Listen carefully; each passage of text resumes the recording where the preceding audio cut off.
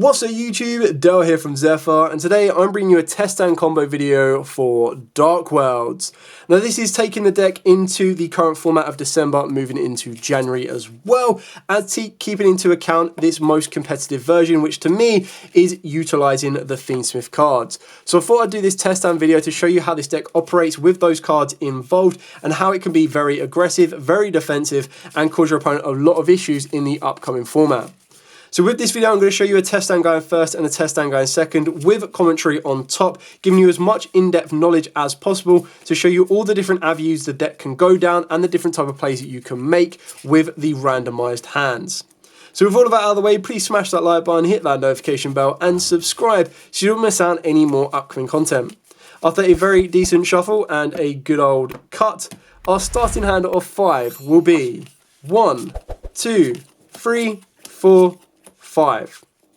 Okay, it's actually a really nice hand. So what we're going to be able to do here is we're going to activate the tract, and the tract is basically just going to get you going for your Fiendsmith plays. You can still have the ability of getting these cards to the graveyard as well, because you have opened up 2 dangers and you can get more Dark Worlds into rotation. You can also, if you want to, set the tract and then activate your dangers to give you a bit more advantage. It really is entirely up to you, but keep in mind as well that when you do activate tract, you don't need to discard the card that you search. It is entirely up to you. Now the one downside is we do have the Lacrima of the Crimson Tears in the hand, so that's one of the ideal cards that you probably would have wanted to save a little bit later on. You can't search a Cerulean, what are you doing? You search out a Fabled Lorry. You can discard the Fabled Lorry, and this will basically just deck thin you so that your draws aren't going to be as, like, you kind of want to maximize your ability of getting the best draws you possibly can. So if I wanted to, I could decide to discard the Rainbow, and in doing so, this would actually get me another Dark World into the hand, something like a Silver. So then when I'm activating the Danger, I want it to hit Lorry, but then I also want it to hit Silver. Honestly, we're just going to go with the Lorry, discard the Lorry, summon the Lorry back, turn that into a Requiem. Requiem tribute off. Usually it would go for the Lacrima. This time we're just going to go directly for the Engraver, because keep in mind we can still normal summon down the Lacrima if we wanted to, and then that would give us the ability to send one from deck to grave, which will set you up with another Engraver. So you can save if you want to be a different normal summon, but we're just going to use the Lacrima to deck thin one more, and this will send an Engraver to the grave. So at the base minimum, I've got 2 Light Fiends on the board. I can go into a Chaos Angel if I wanted to. I can also bring back the other Engraver from the grave, and I can go into a Desiree. So I've got a safety net, but now what we're going to start doing is resolving the dangers, and it basically maximizes your ability of resolving the cards you want to discard. I'm going to reveal Chupacabra. The only one I don't want to hit is Chupacabra. So 1, 2, 3, 4, 5, 6. Hits the Chupacabra, biggest annoyance ever. 1, 2, 3, 4, 5, 6. 4, 5, 6, hit the Rainbow. Thank you, at least that one worked. Nessie comes down, draws you a random card. Rainbow triggers, searches out Silver. See, this is really annoying now, because if I was able to discard the Cerulean, I'd be able to rip my opponent's hand for 2, which would have been great. But because we hit the Chupacabra, annoying, we weren't able to do that. So now we've got a couple of different options. The benefit of being able to play the deck the way that we do right now is it means that you don't need to worry about going into non-fiends, because the non-fiends that you're playing is going to be a Cerulean, which is a dragon, and then you've got your route to IP Masquerena, which honestly isn't the end of the world if you're going to try and hand rip your opponent, so you don't need to worry about it so much. And the reason that I mention that is because we're in this position now, the way you probably want to do is you'll probably want to go for Nessie plus Lacrima, and they're going to go into the Muckraker. Muckraker's effect is going to trigger, or you're going to trigger off the Muckraker's effect. You're going to discard the Cerulean to bring back any fiend from the graveyard. And the one we're going to want to bring back, let's bring back a Chupacabra. I'll tell you what, let's bring back the Chupacabra, but rather than using Lacrima, let's use the Engraver, and there is a reason for this. Anyway, so we've discarded Cerulean. Cerulean's going to go to our opponent's board. We'll put it into the extra monsters, or like in front of the extra monster zone. This will then trigger Cerulean's effect to make us discard the Silver, which will then, in course, allow us to rip 2 from our opponent's hand, so they currently have 3 cards in their hand, and we'll be able to summon back the Silver. We'll then be able to add the Silver back to the hand, and this will then allow us to bring back Rainbow to the board. Keep in mind, we still have Engraver in rotation, we still have Sequence in rotation, we're still in a very good position. What I would then do here is I'm going to overlay the Lacrima and the Chupacabra to go into the Geras, and the reason I'm going to do that is it's going to let me draw 2 new cards and then discard 1 card on my own. So we're going to discard the Silver, Silver will then trigger and summon itself back to the board. Now I know I'm completely fiend locked, but I'm still in a very good position because those two draws got me into the Genta and the Archives. I'll activate the Archives, I'll activate the Genta. This will then allow me to get into... This will allow me to get into Gate of the Dark World. Now again, this is where we're in a position where we kind of need to get a monster back to the hand. Unfortunately, we don't have ways of getting cards back to the hand very easily. So we need to be able to try and generate a bit of hand advantage so that we can trigger off stuff like Archives and everything else. We still have Engraver that can come back from the grave. We still have Sequence, which without access to a Grepher can be a little bit annoying, but all we need to do is link off the rainbow, and by linking off the rainbow, we're then able to recycle the silver back to the hand, which then resets the gates of the Dark World. So you're still in an incredibly good position when you do stuff like that. So what we're going to do is we're going to get a Light Fiend back to the board, so we're going to bring back the Engraver, we're going to put Lacrima, actually let's leave Lacrima in the graveyard so we have that little trap that we can spring on our opponent.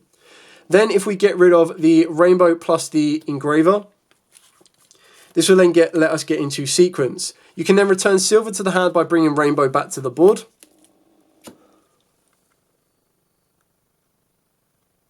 And then it's going to allow us to activate Gate of the Dark World. Keeping in mind our opponent has 3 cards left in their hand. You can now activate Gate of the Dark World. This will then allow you to discard the silver and banish the Genta from the graveyard. This will then let you draw 1 random card. Now keeping in mind, because a monster whose original type is Fiend is discarded from the hand by the effect of a Dark World card, or an opponent's card effect, even during the damage step, you get to discard a card to draw 2 new cards. So no matter what we draw, we can trigger Archives if we want to. So we're going to draw a random card. Okay. We're then going to be able to trigger silver, and we'll be able to trigger Archives. So silver will come back to the board. Archives will let us discard the Lorry and let us draw 2 brand new cards. Broken. Lorry will then trigger to summon itself back because it's an old card, so it's not hard once per turn. We've already used the Engraver's graveyard effect. We haven't used Sequence to Fusion yet, so keep in mind we still have access to Desiree. All we need to do is get these cards off the board so we can start utilising a bit more advantage. You can very easily now activate... sorry, I forgot the Lorry... actually, we won't bring back the Lorry because I forgot the Genta. Would I rather have the Genta back to the board? I'd probably rather have the Genta to the board than the Lorry. I mean, you still discard the Lorry, that's not even a question. Because it puts the light in the graveyard. Okay, so now what we want to do is we want to continue kind of getting some Fiends to the board. Unfortunately, we only have 1 more Fiend Link monster left. So unless you're trying to make some XYZs, or some Fusions or Synchros, which currently we cannot do, you kind of want to clear off a bit of space. So we'll use Muckraker and we'll use the Rainbow because we can actually loop the Rainbow back to the hand. And this time we're going to go into Moon of the Closed Heavens. We can then bring back Silver to the hand. No, let's bring back Genta to the hand for Rainbow. I can then discard the Genta, which will then allow me to get access to the Gate of the Dark World. You can kind of see how just by adding the silver back to our hand, we've kind of unlocked so much resource for us. It's crazy. Keep in mind, we still haven't used this. Very important. We can then activate Corridor. Corridor is going to let us add. Now, the card I want to add, because it's the one that I don't have in rotation right now, is Grepher. This will then allow us to discard said Snow. Snow's effect will now trigger. This will then allow us to grab one, and the card that we're going to go for is going to be Session. We're then going to activate Gate of the Dark World as our second gate. We're then going to discard the Grepher, and we're going to banish Chupacabra. We then get to draw a random card. We then trigger the Grepher effect, which is mandatory, which will pop the Cerulean so that our opponent doesn't have that material left on the board. We can then return the silver back to the hand to bring back the Grepher. We can now activate Talents, because keeping in mind Cerulean activated on our opponent's board. This lets us look our opponent's hand. Out of their 3 cards they've got left, they're now going to only have 2. I think that's the best way of doing it. Now, the only thing we don't have is, if our opponent had a Nibiru in those last 3 cards, they'll still be able to use it. But you still have Archive, you still have Silver, you still got a lot more to play for. Do not worry, it's not game over. So now what you're going to want to do here is you can start activating cards like Sequence and everything else. So I'm actually going to activate Sequence, and what we'll do is, because I have access to Archives, is I'm going to get rid of Lorry, I'm going to spin back Engraver, I'm going to spin back Requiem. Yeah, let's spin back those. We'll just go directly into a Desiree. Don't worry, we still have plenty of space on the board, because what we'll do now is we'll use the sequence effect on the board to equip to the Desiree just to open up a bit of space for us. And now what you're going to do is you can set the accession, and you can actually use it during your opponent's turn, or you can activate it now. You can either discard the silver, which wouldn't get you much advantage because you wouldn't be able to summon, but what you will be able to do is you'll be able to banish the Grepher from the board, and this would then allow us to banish Snow. Let's banish Snow. This then gets you direct access to the Grepher Dragon Fusion. And then if you really, really want to, you can utilize the accession in the graveyard to add back the silver, but you haven't got anything to fuse into, so I'd actually just leave it until your next turn.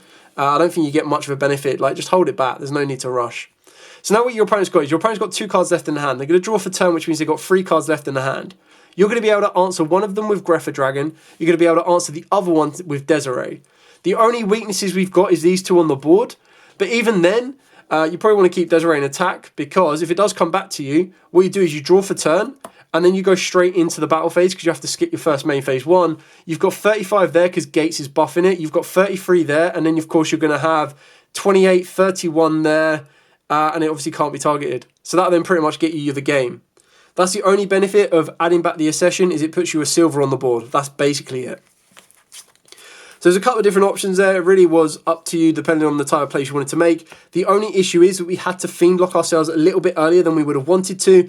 If we were able to play that without fiend locking ourselves so early, we would still then have the ability to go down IP into SP, which would have added up more forms of interruption. But it just kind of shows you that if you kind of look at other different avenues that you can go down, just by going down the Muckraker's route, that then unlocked so many plays for us. That then unlocked Daguerreo's plays, it unlocked draw plays. Looping back the silver from the board to the hand gave us that hand advantage that we needed in order to start activating Gate of the Six, that's 6 samurais, Gate of the Dark World and everything else in between.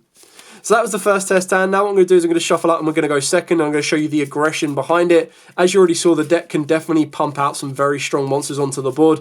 Now we're basically going to be utilising the Grepher discard effect more so to break a board. So going second with 1, 2, 3, 4, 5, 6. Whew, I'm so glad we had a way to discard. Cool. Going second, obviously, if the side deck's involved, my Guardians come out for Lava Golems. They're just more effective at breaking boards. I don't need to rely on my normal summon. Still, if I'm going second because I lost the dice roll, just being able to go, okay, draw phase, standby phase, main phase, normal summon, Cocky Mirror Guardian, it means you're going to be trading 1 for 1 with whatever interaction that they want to make. Like, unless they're going to activate a Judgment to negate the summon of Cocky Mirror Guardian, they're either then going to have to go Imperm to negate the Cocky Mirror Guardian, or they're going to have to trade off any of their monster negates for the Cocky Mirror Guardian, as this is now going to respond to anything your opponent tries to activate. You could alternatively normal summon the Lacrima, but we're not going to do that. We're just going to activate the Bigfoot, pray and hope it doesn't get hit, because if it gets hit, game over. So 1 to 5. 5. So we hit the Lacrima, not the ideal one, but we still get Bigfoot to the board. We still draw a card. Now we need a card that's going to allow us to discard, and that's not what we get. So that's a bit of an issue because we haven't had the ability to get everything starting to discard. The benefit of something like this is we still have the ability to go down the sequence route. We also have the ability to overlay both of these or link these both off and go into the Muckraker. Of course, this does open us up to susceptibility that our opponent can start interacting with us, makes it a little bit more awkward. But by being able to go into the Muckraker, we're going to have the ability to start picking apart our opponent's board and triggering our Dark World effects. That's option number 1. Option number 2, which is probably going to be a bit more frightful that your opponent is going to interact with, is you're going to go Moon of the Close Heavens. You're going to turn that into a Requiem. You're going to activate the Requiem. The benefit of this is you're able to kind of like bait out a few more, but the chances are this gets hit with every type of interaction your opponent tries to throw at it. Like, there's no doubt in my mind that that's what happens. The other issue is unless you're playing the Neko Quip, you can't actually get the Engraver off the board. All you can do is add back the Requiem to try and pop and pop. So you're not going to be able to push as far with something like this. So taking you back to route 1, which is probably the best way in my opinion, is you go into the Muckraker. You're going to use Muckraker's effect. We're going to discard a card from the hand. This one's going to be the Snow. The one we're going to want to revive is the Lacrima. In doing so, you'll be able to trigger Snow Chaining 1, Lacrima Chaining 2. Lacrima will get you the Engraver version going anyway, so you're back in the same position you already were. And the benefit of this is Snow's going to allow you to add a Dark World card, and the one you're going to want to go for is the Genta, because you're going to be able to go, cool, Genta, get me a gateway, or gates, sorry, get me the gates of the Dark World, and now I can start unlocking this entire hand. That's the only issue with this deck, is if you don't have a discard, it's like basically 2-card combos with everything in between. But now we can go, cool, we're going to just go cracking here. So we're going to activate Gate of the Darkworld, we're going to discard the Rainbow, we're going to banish the Genta. We're then going to be able to draw 1 random card. We're going to resolve the Rainbow, chain link 1, Genta, chain link 2, bring Genta back. The card I'm going to want to go for, because I'm going second, needs to be a level 5 or higher. We've already got silver, so the one I want to go for is the second Greffa. Because now we're going to massively start picking the board apart. The reason I discard the Rainbow and not the Genta is so that I could, not the Snow, is so I could return the Genta to the hand to bring the Rainbow back to the board. I can now activate Genta again to get me the second gate. I'll then be able to activate the second gate, and now I'm in a position to start picking my opponent's board apart with something like the Greffa, or of course I can just discard the Snow, and that will allow me to get something like a Darkworld Session. So it really is up to you on how you want to play this one. We've got a couple of different fiends in the graveyard, so let's banish Snow. Let's grab ourselves... Greffa lets you add back a Rainbow, but then it relies on the random draw to be effective for you. So I'm just going to go with Snow instead. Shuffle up, random draw first. So we get the random draw. Talents, okay. Snow's effect will trigger. This will then give us access to a session, and this is going to allow me to trigger my entire hand, which is crazy good. Before I do that, I am going to go down the... I'm going to go into colourless to nuke my opponent's board. So this is where it gets really important. So I can use talents if my opponent's used any hand trap on me. I'm going to use talents on me. You're going to steal or look at their hand. I don't need the draws right now. We're in a good position. So what we're going to want to do here is we're going to want to turn the Lacrima into Requiem. Requiem gets you into your Engraver. We still have the Engraver in the graveyard that we can bring back, but we've already used Muckraker's effect, so we don't need to rely on it too much. So we'll get rid of both of those. We'll go into Sequence.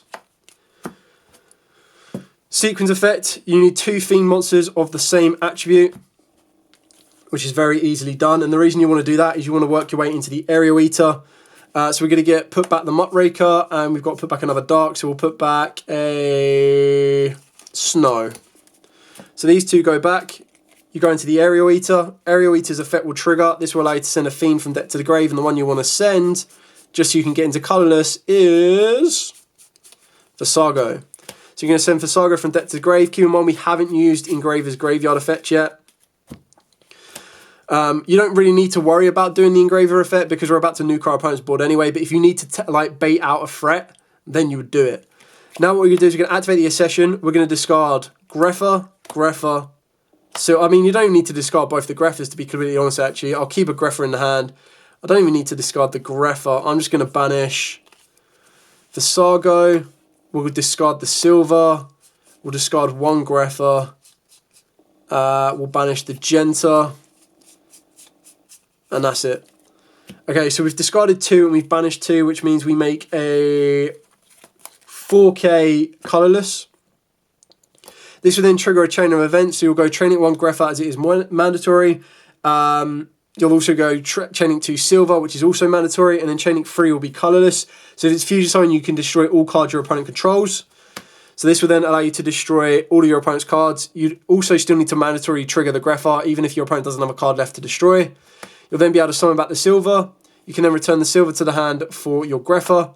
You can then activate the graveyard effect of the Accession, which will allow you to discard the Silver. Silver's effect will trigger to summon itself back to the board, and then this is currently what your board's looking like. You've got a 4K colourless going in directly. You've got a 23 off of the back of the Aerial Eater because it's buffed by the gates. You've got a 15 Sequence, again buffed by the gates. 33, 3K, 26. So if that doesn't count as game, I don't know what is. If you wanted to, you can also link off the Muckraker. You can link off into Moon. But again, you're kind of fiend locked, so you want to make sure you're going down a position that's going to be helpful for you.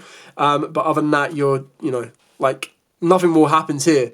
Like the only other benefit you could do is you'd bring back the Engraver with the Requiem, but even then it doesn't make it any stronger or massively stronger than Silver. I think it makes it stronger by 100, I think. Yeah, by 100 it's stronger than Silver, but you might as well get the benefit of discarding the Silver.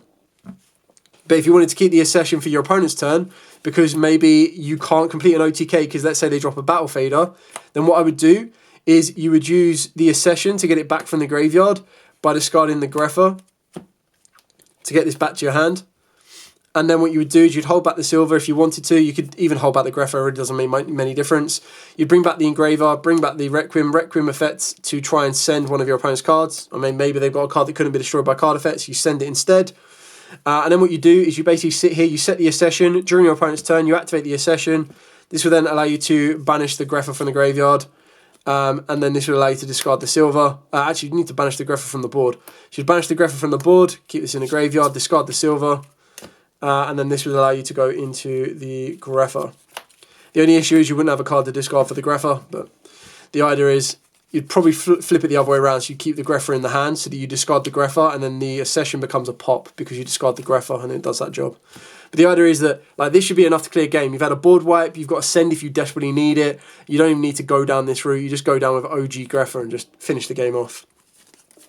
And that's pretty much it. That's how you can kind of, if you don't get access to Visaga, you go down the Fiendsmith route, which then allows you to set that up. And then if you do have access to Visaga early doors and you've been able to discard it, you don't even need to go down the route of the Aerial Eater. You can just go down into any fusion. You can go into Grapho Fusion, you can go into the Desiree. Really is up to you. Anyway, hope this has given you a couple of ideas. Hope it's given you a bit of an insight into how the deck functions, how it works, and kind of giving you an idea of what you might be facing or the type of plays you might want to be looking at doing with this particular deck. If you do have any questions at all, by all means, please put them in the comments down below. I will be more than happy to answer them as always. But for now, stay safe and, of course, happy dueling.